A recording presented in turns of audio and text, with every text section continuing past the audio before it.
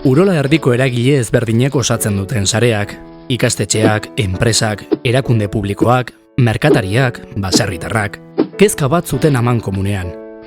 Prestatuta ote daude gaur egungo ikasleak etorkizuneko gizartean izango dituzten erronkei aurre egiteko? Etorkizuneko herritarrek gaitasun eta balio zehatz batzuk izan beharko dituztela aurre ikusten zuten. Besteak beste, talde lana, komunikazio eta ulermen gaitasuna, autonomia, iniziatiba, IKT-en erabilera eta sormena. Baina nola landu daitezke gaitasun hauek? Posible alda gaur egun irakasten den moduan garatzea?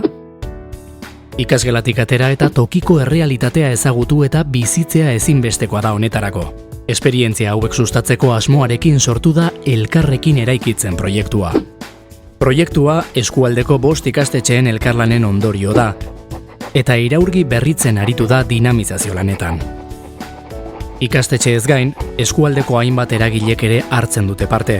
Besteak beste eskualdeko enpresek, osasun zentruek, merkatariek, baserritarrek edota udaletxeek. Proiektuan 5 ikastetxek, 15 irakaslek, 300 ikaslek eta arlo desberdinetako 30 eragilek hartzen dute parte. Elkarrekin eraikitzen proiektuak 2 ekarpen nagusi egiten ditu. Irakaslei metodologia berritzaileak aplikatzeko aukera eskaintzen die. Ikasleei eskualdeko egoera sozioekonomikoa ezagutzen laguntzen die. Aurrez aipatutako gaitasunak garatzen dituzten bitartean. Prozesuak eskualdeko eragileen errealitatea ezagutu eta ulertzea du oinarritzat.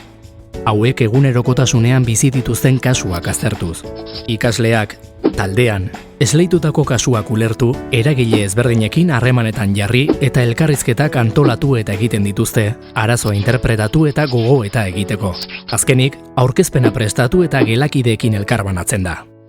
Elkarrekin eraikitzen proiektuak, ikaslea ardatz hartuta, hauek etorkizunean garrantzitsuak izango dituzten gaitasun eta balioetan trebatzeaz gain, eskualdeko errealitatea ezagutzea ahalbidetzen du.